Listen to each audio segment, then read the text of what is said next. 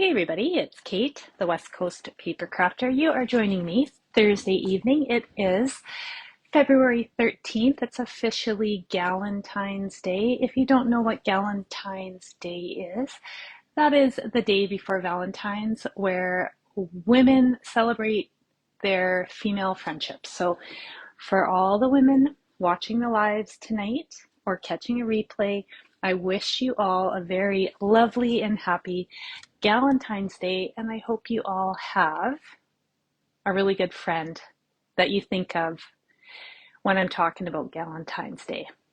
So, who knew? It's a thing. All right, so tonight, this will be project number 2 of the terrific Toadstools card class at home, which I will be doing every Thursday evening at 7 p.m. Pacific time for the month of February. I had to think about that. Hello, Carissa. Oh, yeah. Happy Galentine's Day to you, girl. I should have sent you a card. I was thinking about Valentine's cards today, and I don't really do Valentine's Day cards, but I have stamps that I could, and I've sent 0. Anyway, I am a card maker who very rarely gets a card in the mail. Isn't that something? It has to do with organization. So I'm guessing you, Carissa, are still on staycation, which sounds exciting. Just adjusting my camera. All right, so tonight, very quick, very simple card, mostly ink, paper, and stamps, but I've added a few gems and some twine just to jazz this card up a little bit. And I am going to do some masking. So you may have seen a reel I did showing you how I make these little masks with Tombow glue. You can see the little dots of Tombow glue. Now this glue, I made these masks last week, so this glue has had lots of time to dry, but it's still tacky. And these are so handy because what I forgot to mention in my reel is that they're so reusable. But you can just keep reusing these over and over and over again. So super handy. Hey Leanne, how's it going? Oh, Chris, I'm sorry you're sick on your staycation. That's the pits. That is the pits. Anyway, bummer. All right, so let's do this. I have got a pumpkin pie card base. This is 5.5 by 8.5, and it's scored in the middle on the long side at 4.25, and then I folded it in half, standard card base. I've got a piece of lemon lime twist. I'm shedding. Oh my gosh, is that part of menopause too? Shedding? Hey Kate, thanks for tuning in. All right. School was canceled today. Is it crappy weather out east? I bet it is. All right, lemon lime twist. This is 4 inches by 5.25, and then basic white. And this is 3.75 by 5. So really easy measurements. I didn't cut anything for the inside, but you can certainly do that. And I would recommend a piece of white cardstock or lighter colored cardstock that's cut to 4 by 5.25, and that fits perfectly on the inside. So stamping, I'm going to do the hardest part get it out of the way, because the other day when I was making the sample, I broke my ink pad.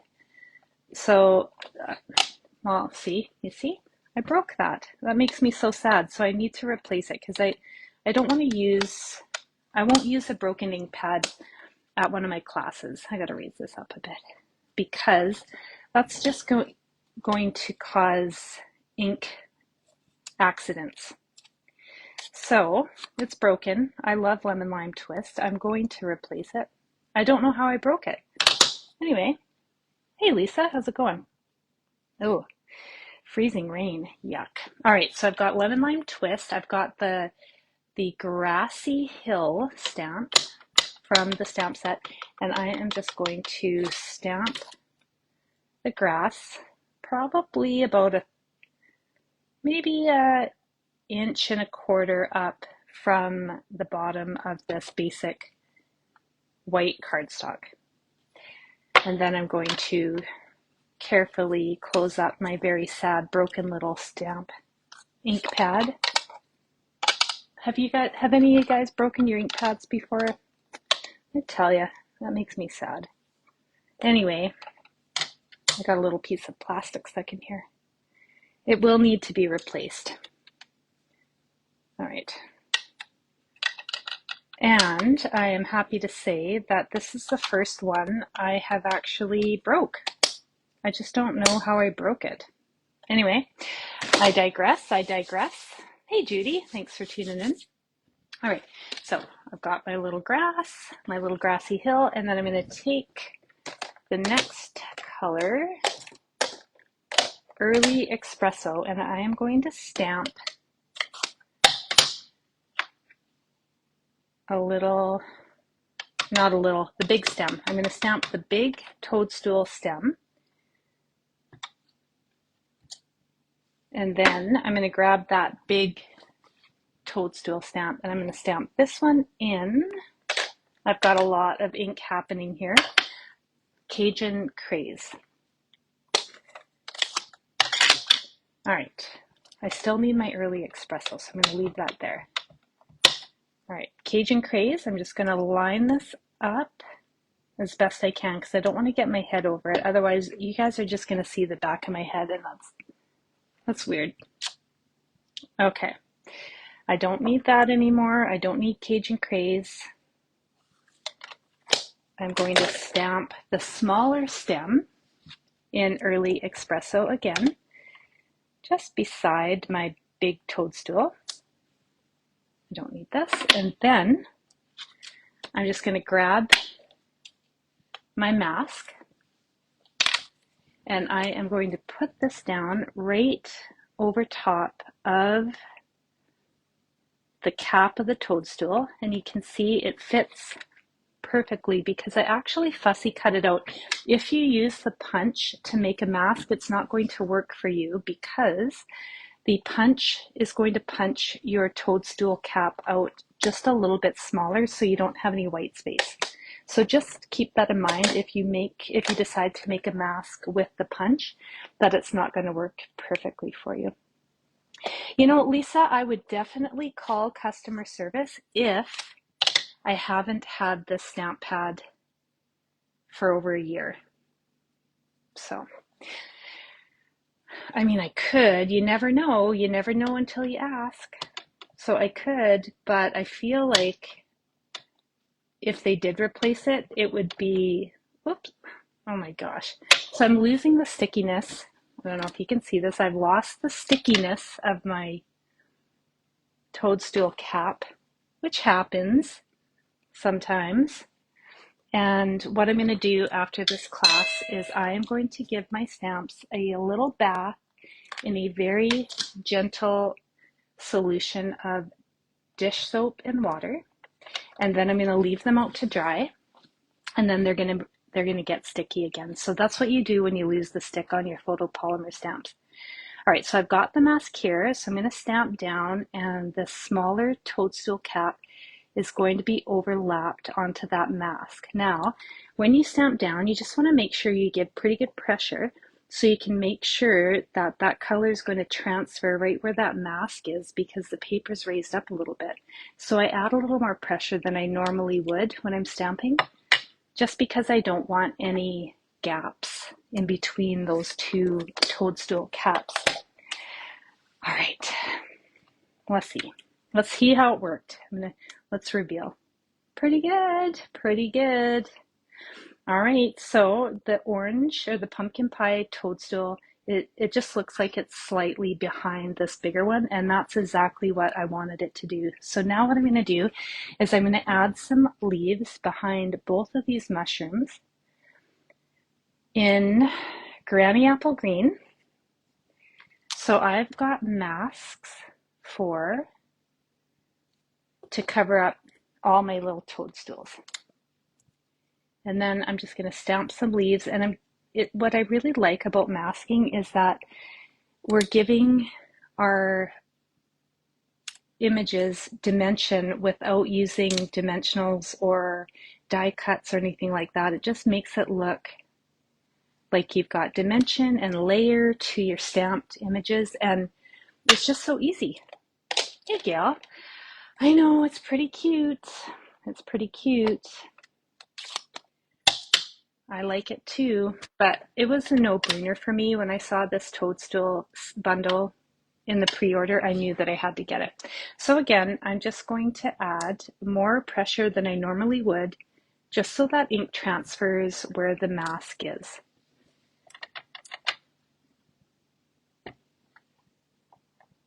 All right, one more. See, I never stamp this hard unless I'm masking. One more right here. All right, let's see how it looks. I had to close up the ink because you know what's going to happen. I already have ink on my fingers just from that smaller toadstool popping off my stamp set, or my block, I mean. All right. So the masks that I made, they're just tacky enough that they stay in place, but they're not going to rip the paper. And then you can see I've got the leaves in the background, and they look like they're behind the mushrooms, and that's exactly what I wanted them to do. All right, so these little masks that I made, I just stick them on the inside of my stamp case, and they will live here. And then I'm just going to use them until I can't use them anymore, but I will get lots more use out of these. All right, I need a sentiment. I'm going to use the sentiment out of the stamp set that says, "You are magical." You know, because it's Galentine's Day and we're all magical. I did nail it. Thanks, Carissa. All right, I actually quite like the font for the stamp set, or the sentiments that come with the stamp set. I think it's really fun. All right, that is all I'm going to do. So this is a simple card with a pretty simple technique. Now, if I was just going to do stamp, ink, and paper, a full-on beginner card, I would layer my white cardstock onto the lemon lime twist, and then I would just layer it onto the pumpkin pie card base. That's fine. But I'm going to add some linen thread, and I'm going to add some of these dots from the Sunny Day iridescent dots. And you know, I used these the other day, and I was talking about them. I think it was on Monday, and I think they're pumpkin pie, but then I forgot to look. So I actually don't know if those dots are pumpkin pie. I wish I would have looked. If anybody knows off the top of their head, throw it in the comments. Otherwise, I will be looking in the catalog once this live is done, so I can just settle this in my head once and for all. All right, so I've glued that down, and then I'm going to add some twine.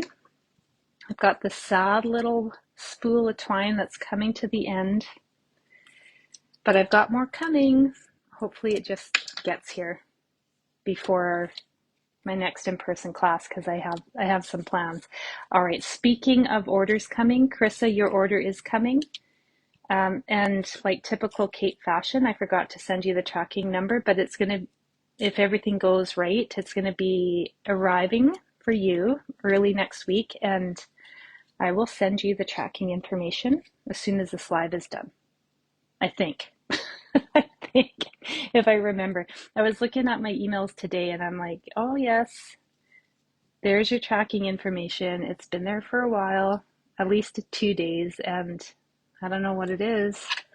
I seem to forget. Okay, I actually found my reverse tweezers. I talk about these, about how they make tying a knot easy, and that I have a pair. I just never know where my pair is. So reverse tweezers are going to act like that extra pair of fingers that you need when you need to tie a knot. There we go. Just like that. So then my tie a bow. Wow. Oh, thanks, Leanne. They are pumpkin pie. Perfect. The gems, pumpkin pie. Thank you, Leanne. So my bow is terrible. It needs to be finagled. So what I'm going to do is grab onto one tail, put my finger or thumb down on the knot, push down, and then I'm going to gently pull that tail and adjust the loops of my bow until I have them the way I like them. And then you can also manipulate the tails in a similar way just by keeping a little bit of pressure on that knot and pulling on the twine ends until you have them facing the direction you like. All right, now I made my bow look sad again. I have to finagle it some more and give it some oomph. All right. Oh, thanks, Jackie. Melon Mambo, Pumpkin Pie, and Summer Splash in the Sunny Day embellishments. They're fun and bright colors. I like them.